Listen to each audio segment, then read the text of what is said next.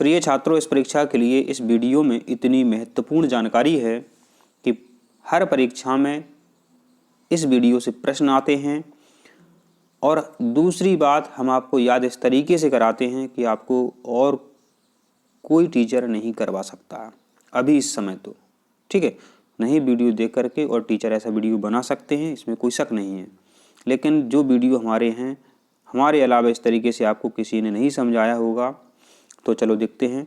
यह है कक्षा 10वीं का टॉपिक है अम्ल और क्षार। सभी परीक्षाओं में पूछा जाता है, चाहे आपकी पटवारी हो, चाहे पीएससी हो, चाहे आपका एक्सीलेंस स्कूल की परीक्षा हो, चाहे सामान्य प्रतिभा खोज परीक्षा हो, राष्ट्रीय प्रतिभा खोज परीक्षा हो, कोई भी परीक्षा हो, सभी में इस टॉपिक से प्रश्न आते हैं। और सामान्य जो विज्ञान होता है, ठीक है, वो कक्षा 10 के पहले का जो विज्ञान होता है तो वो ही सामान्य विज्ञान होता है। तो सभी टॉपिक से प्रश्न आते हैं। तो हम आपकी इस परीक्षा के लिए इस वीडियो को लेकर के आए हैं। तो यहाँ पर एक एक शब्द आप ध्यान से सुनो। हमने आपको याद करवाया कि धात्विक ऑक्साइड प्रायः 7 से कम अम्ल आता है। हमने आपको क्या याद करवाया कि धात्विक ऑक्साइड नाम का कोई व्यक्ति है, वो प्रायः 7 से कम अम्ल लाता है। फिर हमने आपको याद करवाया कि अधात्विक ऑक्साइड नाम का जो व्यक्ति है, वो प्रायः क्या करता है, 7 से अधिक क्षार लाता है। धात्विक ऑक्साइड क्या करता है, 7 से कम अम्ल लाता है। और अधात्विक क्या है, 7 से अधिक क्षार लाता है। तो यहां पर देखो कितने सारे प्रश्न बनते हैं। धात्विक ऑक्साइड की बच्चों जो पीएच होती है वो 7 से कम होती है। धात्विक ऑक्साइड की पीएच क्या होती है, 7 से कम होती है। धात्विक ऑक्साइड कैसे होते हैं, तो बच्चों धात्विक ऑक्साइड जो है बच्चों कैसे होते हैं, अम्लीय होते हैं। यहाँ से आपको अम्लीय याद रखना है। जो धात्विक ऑक्साइड हैं बच्चों, ये धात्विक ऑक्साइड जो हैं ये कैसे होते हैं, ये अम्लीय होती है। इनकी पीएच क्या होती है धात्विक ऑक्साइड की, 7 से कम होती है। हमने याद कराया था आपको कि धात्विक ऑक्साइड 7 से कम अम्ल लाता है। अब अपन अधात्विक ऑक्साइड देख लेते हैं। अधात्विक ऑक्साइड की बच्चों जो है पीएच जो है 7 से अधिक होती है। और अधात्विक ऑक्साइड कैसे होते हैं, अधात्विक ऑक्साइड बच्चों ये क्षारीय होते हैं। ये आपने क्या याद कर लिया, सब कुछ याद कर लिया यहाँ से। फिर यहाँ पर देखते हैं, अम्लों के परिसर 7 से कम होती है और क्षारों की परिसर 7 से अधिक होती है। ये तथ्य कह रहा है कि जो अम्ल होते हैं बच्चों, जो एसिड होते हैं, उनकी पीएच क्या होती है, एसिड की पीएच बच्चों 7 से कम होती है। जो बेसिस होते हैं, क्षार होते हैं, उनकी पीएच 7 से अधिक होती है। लेकिन समस्या ये हमेशा के लिए कैसे याद रहें, तो एक बात बताओ, हमने कहा अम्लों, ठीक है। यहाँ पर ध्यान देना, ये क्या लिखा है, अम्लों लिखा है, दोबारा से हम लिख देते हैं अम्लों। आपसे पूछा जाए कि अम्लों की पीएच बताओ, तो अम्लों, यहाँ जो लो शब्द आया, लो माने क्या होता है, लो माने होता है कम। लो माने क्या होता है, कम होता है, ठीक है। इसको और हम समझाने की कोशिश करते हैं, इसको साफ करने की कोशिश करते हैं। हमने यहाँ लिख दिया अम्लों। परीक्षा में आपसे पूछा जाता है कि अम्ल की पीएच कितनी है, अम्लों की पीएच कितनी है, तो यहाँ लिखा है अम्लों। और लो माने क्या होता है बच्चों, लो माने होता है कम। बोलो से गलत क्या सही बात, लो माने क्या होता है कम। तो यहाँ क्या लिखा है, 7 से कम, तो अम्लों की पीएच 7 से कम होती है, ठीक है। जब अम्लों की पीएच 7 से कम है तो क्षारों की पीएच जो है 7 से अधिक होती है। इतनी सारी चीजें आपने यहाँ से समझी। यहाँ देखो आपसे प्रश्न क्या पूछ रहा है कि अम्ल और क्षार को मिला दो, अम्ल और क्षार को मिला दो, तो जो लवण बनेगा वो कैसा होगा, लवण बनेगा वो अम्लीय होगा या क्षारीय होगा, ये आपसे पूछा जा रहा है।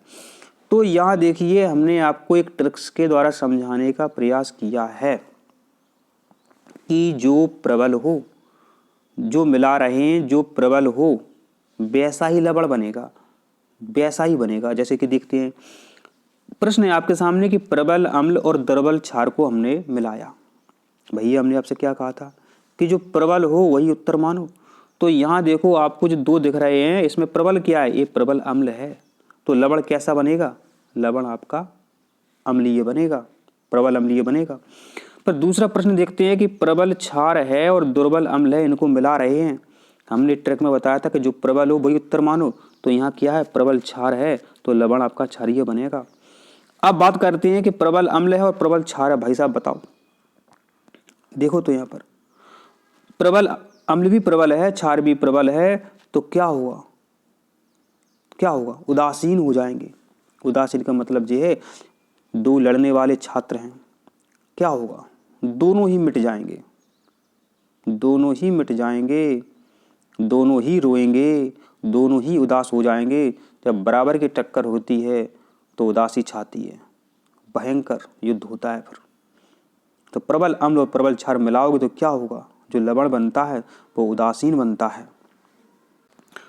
अनिल और छलनी, ये दो जो शब्द हैं इतने इंपॉर्टेंट हैं कि आपका परीक्षा में 1 नंबर कंप्लीट हो जाता है। जैसे हमने यहाँ पर लिख दिया, हमने यहाँ पर लिख दिया अनिल, क्या लिख दिया हमने, अनिल लिख दिया, ठीक है। फिर हमने लिख दी छलनी, अनिल लिख दी, छलनी लिख दी। तो ये दो शब्द आपको याद रखने हैं, अनिल छलनी। तो बच्चों यहाँ पर देखो, अम्ल नीले लिटमस को लाल कर देता है, क्षार लाल लिटमस को नीले कर देता है। ये परीक्षा में हर साल आता रहता है कि अम्ल नीले लिटमस को कैसा कर देता है, क्षार लाल लिटमस को कैसा कर देता है, अम्ल लाल लिटमस को क्या कर देता है, क्षार नीले लिटमस को क्या कर देता है, पूछते रहते हैं। तो ये समस्या आपकी खत्म होने वाली है आज के बाद भूलने की। आपको नाम याद रखना है अनिल, आपको नाम याद रखना है छलनी। तो बच्चों आज से याद करना कि जो अम्ल होते हैं वो नीले लिटमस को लाल कर देते हैं, अम्ल जो होते हैं वो नीले लिटमस को लाल कर देते हैं। आपको क्या याद रखना था, अनिल याद रखना था। आ से अम्ल, ना से और ना से नीला, और नीले को क्या कर देते हैं, लाल कर देते हैं अम्ल। छलनी से क्या याद रखोगे, जो क्षार होते हैं वो लाल लिटमस को नीला कर देते हैं, ये छलनी से याद रख सकते हैं अपन। नीचे लिखा हुआ देखो, अम्ल नीले लिटमस पत्र को लाल कर देते हैं। नाम छपा हुआ यहाँ पर देखो, अनिल, अनिल छपा हुआ, ये आ हो गया, ये ना हो गया, ये ला हो गया, अनिल। क्षार देख लो, छलनी देखो, ये छा हो गया, ये ला हो गया, छलनी। तो क्षार लाल लिटमस पत्र को नीला कर देते हैं, ठीक है। तो देखो ये इस ट्रिक से अपन बहुत अच्छे से याद रख सकते हैं।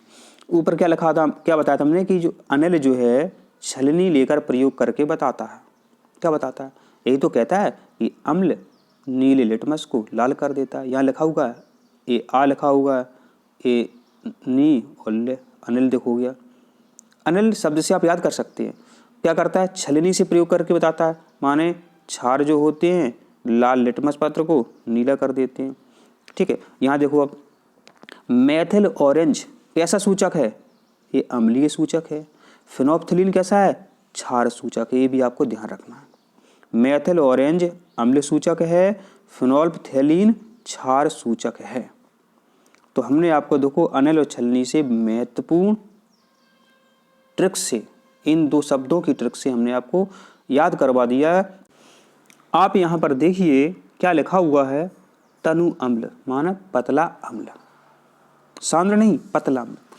जो तनु अम्ल होता है बच्चों, ये धातुओं से अभिक्रिया करके रंगहीन गैस हाइड्रोजन उत्पन्न करता है। जैसे कि बच्चों अपने पास क्या है, अपने पास HCl है, ठीक है, और HCl जो है इसमें इसकी क्रिया आपने जस्ते से करवाई, जस्ता क्या धातु है, तो यहाँ जो गैस उत्पन्न होगी पता है आपको, ये हाइड्रोजन गैस उत्पन्न होगी, ये पूछ रहा है आपसे। फिर कठोर जल को मृदु करने के लिए, कठोर जल जानते हो आप, इसमें नमक हो, तो जो कठोर जल होता है उसको मृदु करने के लिए सोडियम कार्बोनेट का उपयोग करते हैं। सोडियम कार्बोनेट का सूत्र आपको पता होना चाहिए, इस साबुन का सूत्र होता है Na2CO3 into 10H2O into 10H2O, ये सूत्र आपको पता होना चाहिए, ठीक है। सोडियम कार्बोनेट क्या होता है, कपड़ा धोने वाला सोडा होता है। फिर क्या है, सोडियम कार्बोनेट, ठीक है, घर का कपड़ा धोने का साबुन होता है, ठीक है, जिसका सूत्र आपने लिखा दिया आपको Na2CO3 10H2O। कलई, घर में आप जो कलई करते हो दीपावली के टाइम, तो कलई का सूत्र जो है, चूना का जो सूत्र है वो है आपका CaO। CaO इसको जब क्या बच्चों आप पानी से क्रिया कराते हैं तो बुझा हुआ चूना बनता है। इसका सूत्र क्या है बच्चों, ये लिखा हुआ है, इसका पूरा आपको लिख दे रहे हैं हम। सूत्र क्या है इसका,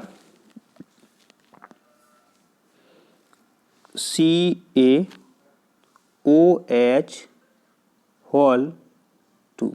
ये आपका है बच्चों बुझा हुआ चूना।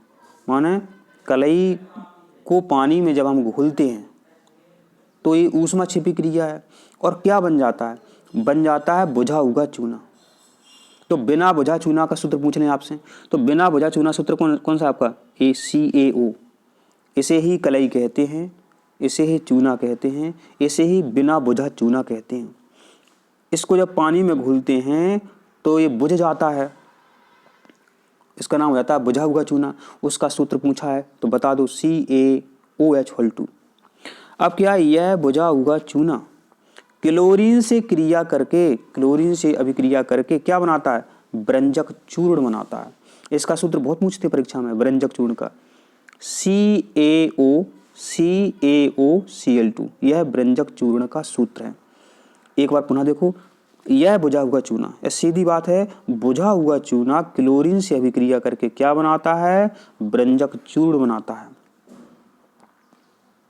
माने देखो इसको और समझना है तो ऐसे समझ लो बच्चों, बुझा हुआ चूना माने CaOH2, ठीक है। ये कैसे क्रिया कर रहा है, ये बच्चों क्रिया कर रहा है क्लोरीन से, यही तो वो कह रहा है, क्लोरीन से क्रिया करके क्या बनाता है। तो ये आपकी Cl2 है, तो ये क्रिया करके क्या बनाएगा बच्चों, ये आपका बनाएगा, देखो ये Ca बची आपकी, ये Cl2 बची। तो अब देखो समझना ध्यान से, ये यहाँ से ये अलग हो जाएगा, देखो CaOCl2 कितना सरल है। अगर समझ में नहीं आया तो अब देखो आपको दोबारा से समझाते हैं। अपन तो दोबारा से समझते हैं।